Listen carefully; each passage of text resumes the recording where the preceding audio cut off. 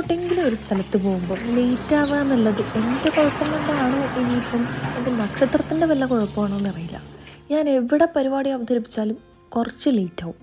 അതെന്താണെന്നറിയില്ല. ഇനിയിപ്പം ഞാൻ നേരത്തെ ഒരുങ്ങി നിന്നാലും വല്ല കാറ് പഞ്ചറാവോ അല്ലെങ്കിൽ ഡ്രൈവർ ലേറ്റ് ആവുമോ, ഇനിയിപ്പം വേറെ എന്തെങ്കിലും കാരണത്താൽ വരെ ഞാൻ പല സ്ഥലത്ത് ലേറ്റ് ആയിട്ടുണ്ട്.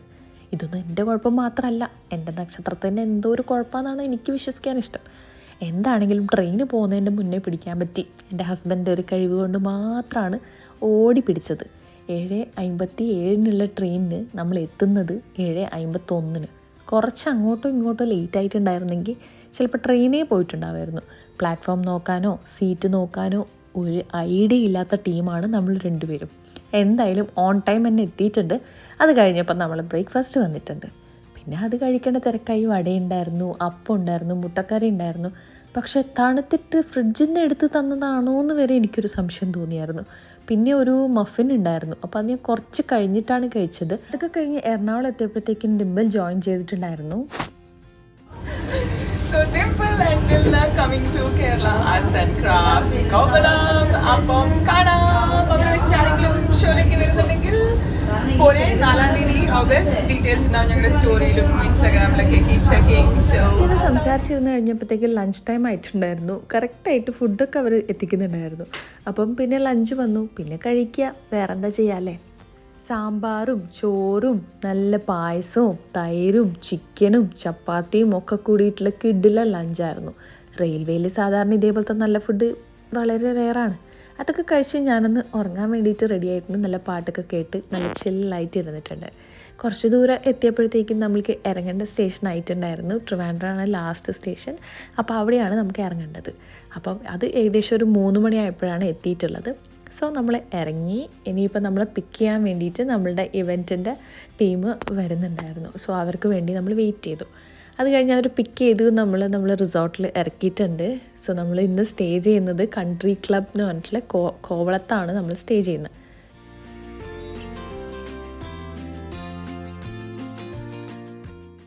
കോവളത്തെ ബീച്ചിനടുത്തായിട്ട് ലൊക്കേറ്റ് ചെയ്തിട്ടുള്ള ഈ റിസോർട്ടിന് അടിപൊളി ആംബിയൻസ് ആണ്. എന്താ പറയുക, നല്ലൊരു വൈബായിരുന്നു ഇവിടെ. അതിൻ്റെ ഒരു അറ്റ്മോസ്ഫിയറൊക്കെ ഭയങ്കര രസമാണ്. നിങ്ങൾ എന്തായാലും ഈ സൈഡിലേക്കൊക്കെ വരുവാണെങ്കിൽ ചൂസ് ചെയ്യാൻ പറ്റിയിട്ടുള്ളൊരു റിസോർട്ടാണ്. ഭയങ്കര കാം, പീസ്ഫുൾ. എന്താ പറയുക, റോഡ് സൈഡിൽ നിന്നൊക്കെ വിട്ടിട്ട് കുറച്ച് ഉള്ളോട്ടായതുകൊണ്ട് അതിൻ്റെ ഒരു സൈലൻസും ഒക്കെ ശരിക്കും പറഞ്ഞാൽ ഈ ഒരു റിസോർട്ടിനെ അതിഗംഭീരാക്കുന്നുണ്ട്. അങ്ങനെ നമ്മൾ സ്റ്റാഫ് അതൊക്കെ കാണിച്ചു തന്നു. അതൊക്കെ കഴിഞ്ഞ് നമ്മൾ അവിടെ ഒരു ചായ ഓർഡർ ചെയ്തിട്ടുണ്ടായിരുന്നു. അപ്പോൾ അതൊക്കെ കുടിച്ച് ഞങ്ങളിങ്ങനെ കുറേ നേരം വർത്താനമൊക്കെ പറഞ്ഞിരുന്നു. കാരണം ഞങ്ങൾക്ക് ഇനി 5 മണി 6, 5:30 അങ്ങനെയൊക്കെ ആകുമ്പോൾ പോയാൽ മതി എന്ന് പറഞ്ഞു ഇവൻറ്റ് നടക്കുന്നിടത്ത്. സോ അതുവരെ നമ്മളിങ്ങനെ ചായയൊക്കെ കുടിച്ച് ചില്ല് ചെയ്തിരുന്നിട്ടുണ്ടായിരുന്നു. ഇനിയിപ്പം അത് കഴിഞ്ഞ് നമ്മളെ പിക്ക് ചെയ്യാൻ വേണ്ടി അവർ വരും. അത് കഴിഞ്ഞാൽ നമ്മൾക്ക് നേരെ നമ്മളുടെ ഇവൻറ്റ് നടക്കുന്ന ലൊക്കേഷനിലേക്ക് പോകാം. അതായത് നമ്മൾ ക്രാഫ്റ്റ് വില്ലേജ് കോവളത്താണ് നമ്മളുടെ ഇവൻറ്റ് നടക്കാൻ പോകുന്നത്. സോ നമ്മളിന്ന് നേരെ അങ്ങോട്ടേക്കാണ് വെച്ച് പിടിക്കുന്നത്. ഇവിടുത്തെ അറ്റ്മോസ്ഫിയറും ആംബിയൻസും ഞാൻ പറയേണ്ട ആവശ്യമില്ലല്ലോ. നമ്മൾ റിസോർട്ടിൻ്റെ കടുത്ത് വിട്ടു. അത്ര അടിപൊളിയായിട്ടുള്ള ഒരു ആംബിയൻസ് ഉള്ളൊരു കിഡിലെ സ്പോട്ടാണിത്. Kerala arts and craft village basically ഒരു കൾച്ചറൽ സെൻറ്ററാണ്. കൂടുതലായിട്ട് നമ്മളുടെ ഈ ഹാൻഡ് വുവൺ ആയിട്ടുള്ള സാധനങ്ങൾ, അല്ലെങ്കിൽ നമ്മളുടെ വുഡിൽ ചെയ്തിട്ട്, അല്ലെങ്കിൽ നമ്മളുടെ ഈ ചിരട്ടയിലൊക്കെ ചെയ്തിട്ടുള്ള പല പല സാധനങ്ങളും നമ്മളെ വിട്ട് പോകുന്നുണ്ട്. അപ്പോൾ അതിനെയൊക്കെ കൂട്ടിച്ചേർത്ത് വെച്ചിട്ടുള്ള വളരെ ഗംഭീരമായിട്ട് പ്രസൻറ്റ് ചെയ്തിട്ടുള്ള ഒരു കൾച്ചറൽ സെൻറ്ററാണിത്. ആംഫി തിയേറ്ററും പൂളും റെസ്റ്റോറൻറ്റും കിഡ്സ് പ്ലേ ഏരിയയും ഒക്കെ അടങ്ങിയിട്ടുള്ള ഒരു അതിമനോഹരമായൊരു സെൻറ്ററാണ്.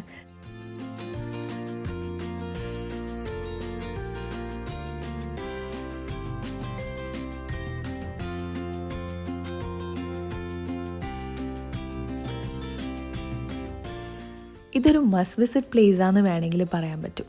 നിങ്ങൾക്ക് ഇവിടുത്തെ ആർട്ടിസ്റ്റുകളെ ലൈവായിട്ട് പെർഫോം ചെയ്യുന്ന കാണാൻ പറ്റും.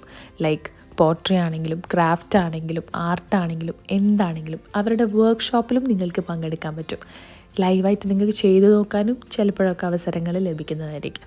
അപ്പം എന്തായാലും നിങ്ങൾ മക്കളെയൊക്കെ കൂട്ടിയിട്ട് വന്ന് നോക്കുകയാണെങ്കിൽ ഒരു പ്രത്യേകതരം എക്സ്പീരിയൻസ് ആണ് ഇവിടെ നിങ്ങൾക്ക് ലഭിക്കും. ഇവിടെ മുകളിലായിട്ട് ഒരു കളറി അക്കാദമിയും കൂടെ ഉൾപ്പെടുത്തിയിട്ടുണ്ട്. ഇവിടുത്തെ HR ടീമും കൂടി നമുക്ക് ഇതെല്ലാം ഒന്ന് ചുറ്റി കാണിച്ച് തന്നിട്ടുണ്ട്. സംഭവം ഗംഭീരമാണ്. ഇനിയും കുറച്ചും കൂടെ വർക്ക് അവിടെ നടക്കുന്നുണ്ട്. ULCCൻ്റെ അണ്ടറിലാണ് ഇപ്പോൾ ഇത് വരുന്നത്. കോൺട്രാക്ട് ബേസിലാണെന്ന് തോന്നുന്നു. അപ്പം അങ്ങനെയൊക്കെയാണ് ഇതിൻ്റെ കാര്യങ്ങൾ. കൂടുതൽ എന്തെങ്കിലും ഡീറ്റെയിൽസ് വേണമെങ്കിൽ നിങ്ങൾക്ക് just Kerala arts and craft village Kovalam എന്ന് അടിച്ചു നോക്കിയാൽ മതി. സോ ബാക്കിയുള്ള ഡീറ്റെയിൽസും ലൊക്കേഷൻസും ഒക്കെ അതിൽ കൊടുത്തിട്ടുണ്ട്. അങ്ങനെ അതൊക്കെ കഴിഞ്ഞ് നമ്മൾ അതൊക്കെ ഒന്ന് ജസ്റ്റ് ആ നേച്ചറിനോട് ക്ലോസ് ആയിട്ട് നമുക്ക് ഫീൽ ചെയ്യും. അവിടെ തന്നെ പോയി കഴിഞ്ഞാൽ ഭയങ്കര രസമാണ്. എന്താ പറയുക, എല്ലാ കാര്യങ്ങളും അവിടെ ഉൾപ്പെട്ടിട്ടുള്ളത് കൊണ്ട് തന്നെ ഓൾ ഇൻ വൺ എന്ന് വേണമെങ്കിൽ പറയാൻ പറ്റും. സോ നമ്മൾ അതൊക്കെ ഒന്ന് എൻജോയ് ചെയ്തു.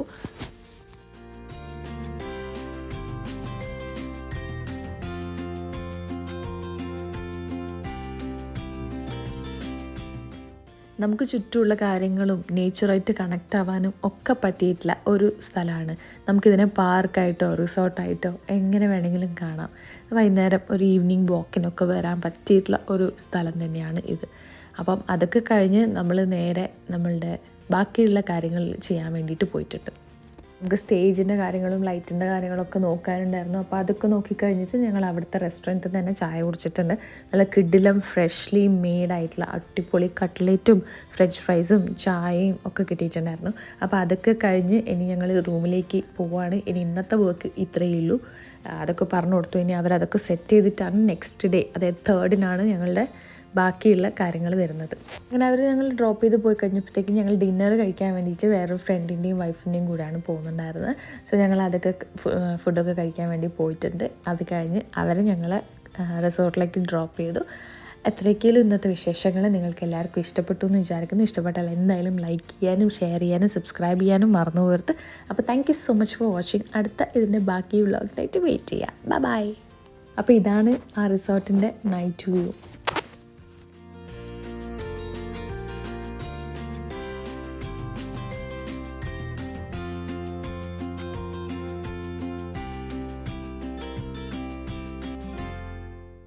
Thank you so much. Bye-bye.